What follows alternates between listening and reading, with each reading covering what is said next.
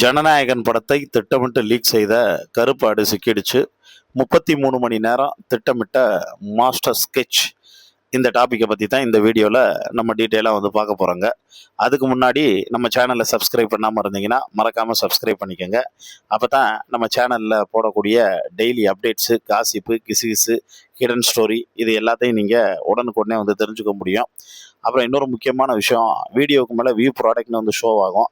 அதை நீங்கள் கிளிக் பண்ணிங்கன்னா நிறையா ப்ராடக்ட் ஆஃபரில் வந்து போயிட்டுருக்கு.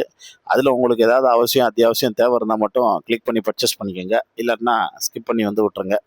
இப்போ நம்ம மெயின் மேட்ருக்கு வந்து வரலாம். ஜனநாயகன் படத்தை லீக் பண்ணது வந்து யார்? அதாவது ஆதாரபூர்வமாக வந்து 80% சொல்லக்கூடியது விஜய் தரப்புல இருந்து. இவ்வளவு ஏன் விஜய் சொல்லித்தான் இதை வந்து பார்த்தோன்னா லீக் பண்ணப்பட்டது அப்படின்னு வந்து சொல்கிறாங்க. அதுக்கு என்ன காரணம் அப்படின்னா, பிரபல யூடியூபர் சவுக்கு சங்கர் வந்து பார்த்தோன்னா சொல்லும்போது, இவங்க எல்லாருமே வந்து ரியல் ஃபேக்ட் யாரும் வந்து புரிஞ்சுக்காம மக்கள் இருக்காங்க. செலிபிரிட்டியாக வர்றவங்க கையை அப்படி இப்படின்னு வந்து அசைக்கிறவங்க அவங்க வேலையில் வந்து ரொம்ப தெளிவாக தான் வந்திருக்காங்க.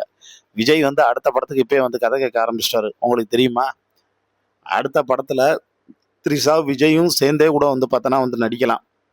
அது மக்கள் வந்து கண்கூட வந்து பார்க்கத்தான் வந்து போகிறாங்க. இப்போ ஜனநாயகன் தான் தன்னோட லாஸ்ட் படம்னு வந்து விஜய் சொல்லிட்டாப்புல. ஸோ ஜனநாயகன் லாஸ்ட் படம்னு வந்து சொல்லிட்டு மறுபடியும் வந்து பார்த்தோன்னா இப்போ நான் நடிக்க வரேன்னு சொன்னால் எல்லாரும் வந்து கலாய்ச்சி தள்ளிடுவாங்க.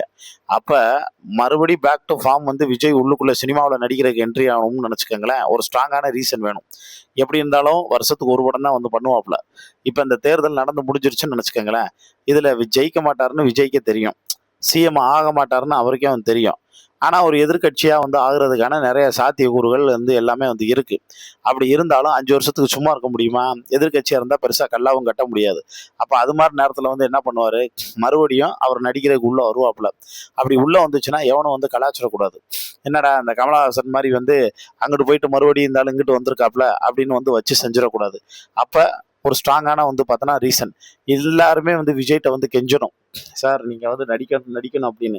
அது மட்டும் இல்லாமல் இப்போ ஜனநாயகன் படம் வந்து லீக் ஆகிடுச்சுன்னு வச்சுக்கோங்களேன், இது ப்ரொடியூசருக்கு ஒரு மிகப்பெரிய லாஸாக இருக்கும். அப்போ மிகப்பெரிய வந்து லாஸாக இருந்துச்சுன்னா அந்த லாஸை நான் ஈடு கட்டுறது மாதிரி அடுத்த படம் உங்களுக்கு நடிச்சு தர்றேன் அப்படின்னு விஜய் இப்போ கமிட் பண்ணிட்டாப்புலன்னு நினச்சிக்கோங்களேன். இப்போ அந்த அடுத்த படத்துக்கான எதிர்பார்ப்பும் கியூரியாசிட்டியும் தான் வந்து பார்த்தோன்னா ஜாஸ்தியாகும். அப்போ எல்லாரும் அதை பற்றி வந்து அதிகமாக வந்து பேச ஆரம்பிப்பாங்க.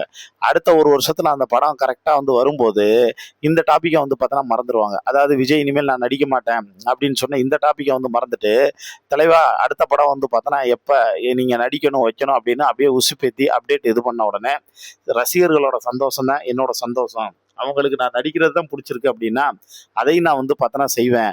என் ரசிகர்களை நான் யாரையும் வந்து ஏமாற்ற மாட்டேன்னு அப்படியே வந்து கப்ஸா விட்டுட்டு இதே மாதிரி வந்து கண்டினியூ பண்ண ஆரம்பிச்சிருவாங்க. அதனால அந்த கருப்பாடு வேற யாருமே வந்து இல்லை.